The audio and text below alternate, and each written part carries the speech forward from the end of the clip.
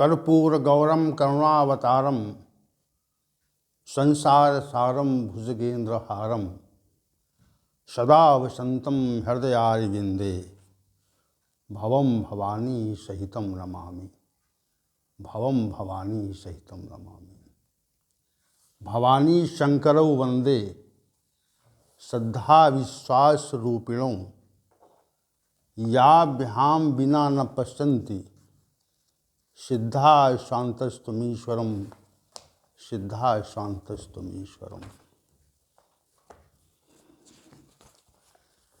नमामि सुमीशान निर्वाण रूपम विभुम व्यापकम ब्रह्म वेदस्वरूपम निजम निर्गुणम निर्विकल्पम निरीहम चिदाकाशमाकाश वासम भजेहम निराकार मोंकार मूलम तुरीयम गिरा ज्ञान गोतीतमीशम गिरीशम करालम महाकाल कालम कृपालम गुणागार संसार पारम नतोहम तुषारादिशंकाश गौरम गंभीरम मनोभूत कोटि प्रभासी शरीरम स्फुरन मौलिकल्लोलिनी चारुगंगा लसद भाल बालेन्दु कंठे भुजंगा चलत कुंडलम ब्रूस नेत्रम विशालम प्रसन्नाननम नीलकंठम दयालम मृगाधीश चरमांबरम मुंडमालम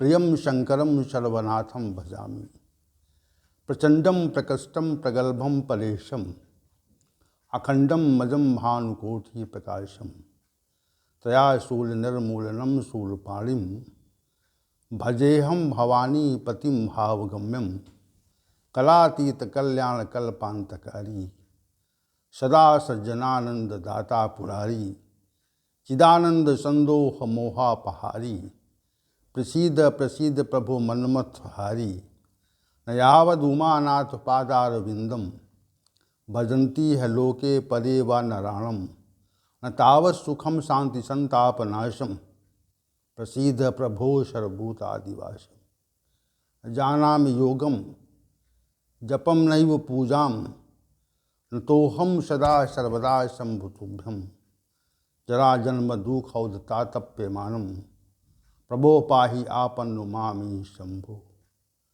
रुद्राष्टकमिदं प्रोक्तम विप्रेण हरितोषे ये भजन्ति नरा भक्तया तेषां शंभु प्रसीदति तेषां शंभु प्रसीदति। वसुदेव सुतं देवं कंस चाणूरमर्दनम देवकी परमानंदम श्री कृष्णं वंदे जगत गुरु कृष्णं वंदे जगत गुरु। कृष्णाय वासुदेवाय हरे परमात्मने प्रणत क्लेश नाशाय गोविंदाय नमो नमः गोविंदाय नमो नमः। हम सभी आज भगवद गीता के प्रातःकालीन सत्र में उपस्थित हैं और उपस्थित होकर के भगवद गीता पर ज्ञान भगवद गीता की ज्ञान की चर्चा में हम सभी लोगों की उपस्थिति है और गीता ज्ञान को समग्रता से समझना चाहते हैं। विशेष विलक्षण बात है। तो आइए चलते हैं आज के सत्र की ओर। ज्ञानाधिपति भगवान शंकर को और भगवान श्री गोविंद को प्रणाम करके जिनकी उपस्थिति यहाँ पर है सभी को प्रणाम करके आज के सत्र का शुभारंभ करते हैं। कल के सत्र में हम सभी ने श्री भगवान के द्वारा जो सात्विक ज्ञान की परिभाषा दी गई थी उसका श्रवण किया था और आज इस श्लोक संख्या 21 में राजसी ज्ञान के संबंध में श्री भगवान ने कुछ कहा, उस पर आज विचार करेंगे। श्री भगवान ने कहा पृथकत्वेन तु यज ज्ञानम नाना भावान पृथक विधान वेत्ति सर्वेषु भूतेषु तत्ज्ञानम विद्धि राजसम। हे अर्जुन, परंतु जिस ज्ञान से यह मनुष्य संपूर्ण भूत प्राणियों में पृथक विधियों से नाना भावों को पृथक रूप से जानता है, उस ज्ञान को राजसी ज्ञान समझिए।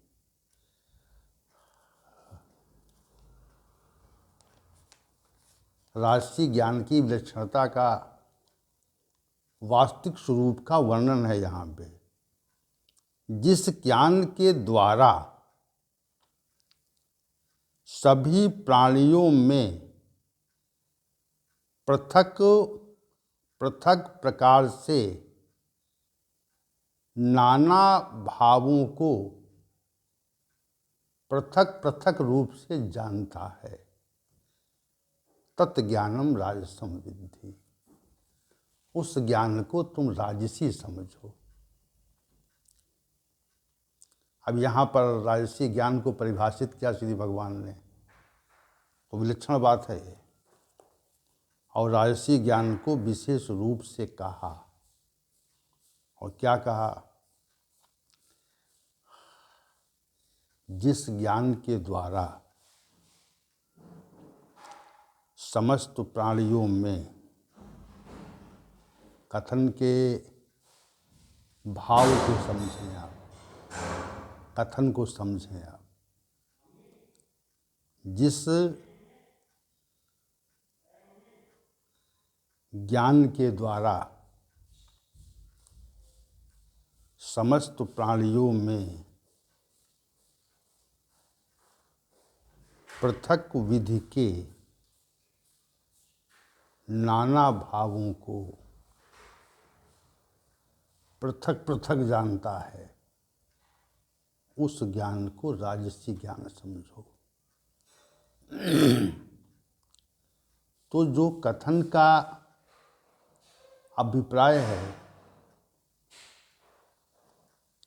वो सामान्य रूप से समझ में नहीं आता। श्री भगवान कहना क्या चाह रहे हैं? श्री भगवान राजसी ज्ञान को परिभाषित करते हुए क्या कहना चाह रहे हैं, ये बात सामान्य रूप से समझ में नहीं आती।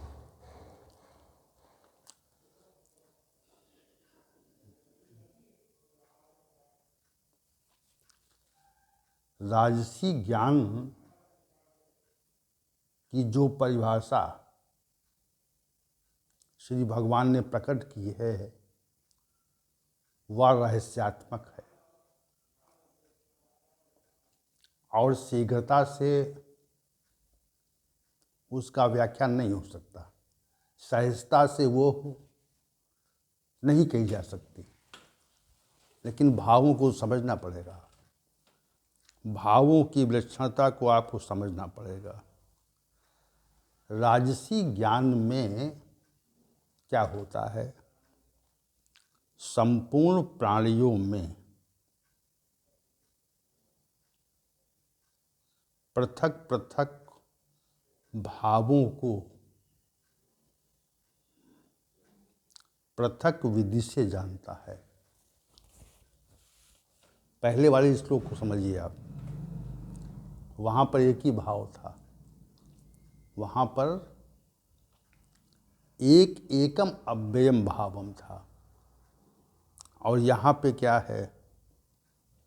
यहाँ पर भूतेषु पृथकत्वेन नाना भावान पृथक विधान वेत्ति, ये बात यहाँ पे है कि सभी प्राणियों में पृथक पृथक नाना भाव पृथक विधि से जाने जाते हैं, जानता है।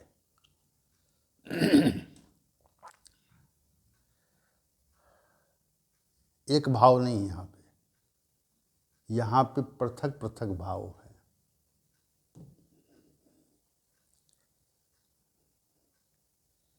प्रत्येक मनुष्य के अंदर, प्रत्येक मनुष्य में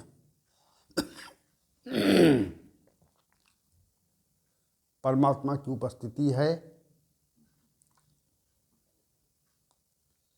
ये बात सात्विक ज्ञान में परिभाषित कर दी गई,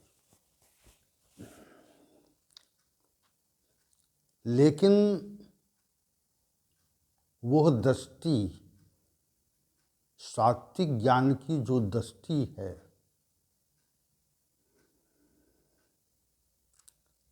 उससे पृथक दृष्टि राजसी ज्ञान की है। सात्विक ज्ञान में मनुष्य जो है वह प्रत्येक प्राणी में एक परमात्मा का दर्शन करता है। तो न तो राग है वहाँ पे, न द्वेष है, न आसक्ति है, न अनासक्ति है, न शत्रुता है, न मित्रता है। वहाँ पर संभाव है।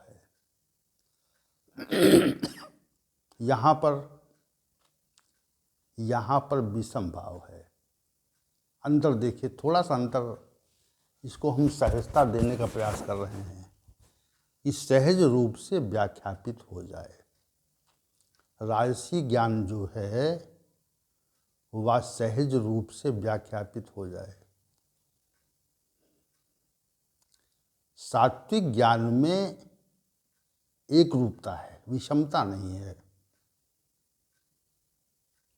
सभी प्राणियों में जो परमात्मा है वह हमारे अंदर भी है। इस भाव से सभी एक जैसे हैं, क्योंकि परमात्मा के द्वारा ही हमें चेतनता है, क्रियाशीलता है, कर्तृत्व भाव है। जो भी है वो परमात्मा के कारण तो है, परंतु राजसी ज्ञान में वो बात नहीं है। राजसी ज्ञान में एक रूपता, समता नहीं है। वहाँ अनेक रूपता है, विषमता है। इस बात को आप समझें। राजसी ज्ञान में भेद है। राग के कारण, आसक्ति के कारण जो पृथक पृथक प्रकार के भाव मनुष्य में आते हैं, जिनसे विषमता उत्पन्न हो जाती है, समता नहीं रहती।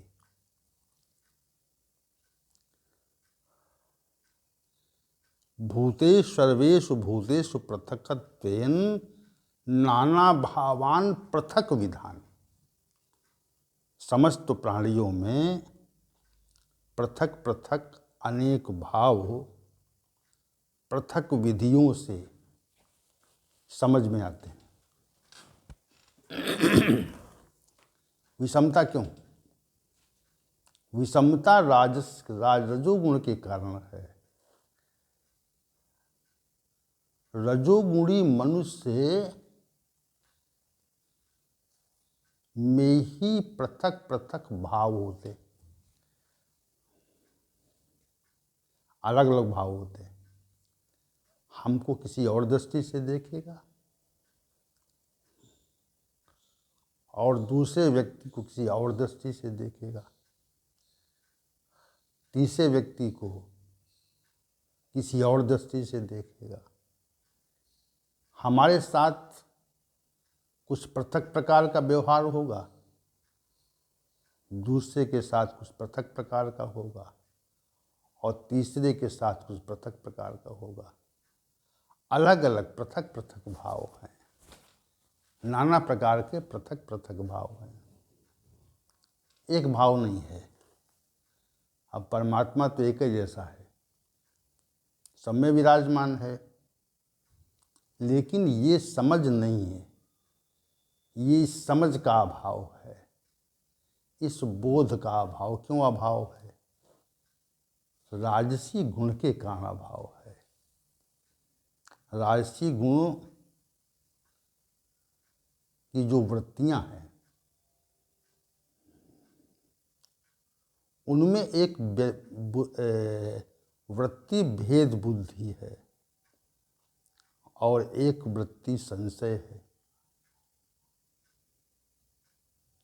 एक वृत्ति घमंड है। तो भेद बुद्धि जो वृत्ति है,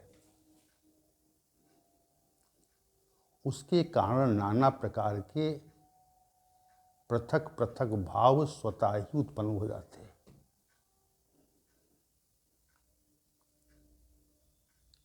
मनुष्य का इसमें कोई प्रत नहीं है, मनुष्य की कोई बात नहीं है। यहाँ पर जो बात है वो रजोगुण की है। हम रजोगुण से प्रभावित जब होंगे, रजोगुण की जो प्रधानता हमारे अंदर हो जाएगी, तो भेद बुद्धि का आना स्वाभाविक है, निश्चित है, वो हमारे स्वभाव में बस जाएगी। और जैसे भेद बुद्धि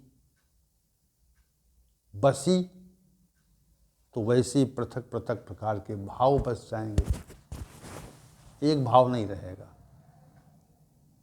जैसे भेद बुद्धि बढ़ेगी, उसी प्रकार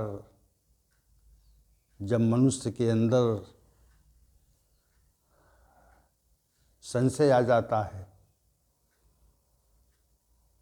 तो संशयात्मक दृष्टि उत्पन्न हो जाती है, क्योंकि संशय भी ही रजोगुण की ही वृत्ति है। संशयशील मनुष्य एक व्यक्ति को किसी और भाव से देखता है और दूसरे व्यक्ति को किसी और भाव से देखता है, अन्य व्यक्तियों को किसी और भाव से देखता है, किसी की प्रशंसा करता, किसी की आलोचना करता, किसी के लिए मधुर शब्दों का प्रयोग करता और किसी के लिए शुभ शब्दों का प्रयोग करता। किसी को किसी के साथ उसका अच्छा व्यवहार रहता, किसी के साथ उसका अच्छा व्यवहार नहीं रहता। जहां पर उसको लाभ प्रतीत होता है,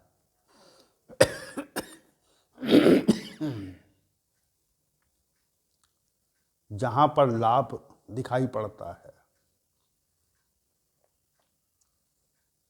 तो वहां पर जो दृष्टि होती है वह स्वार्थपरता के कारण ऐसी दृष्टि होती है कि हम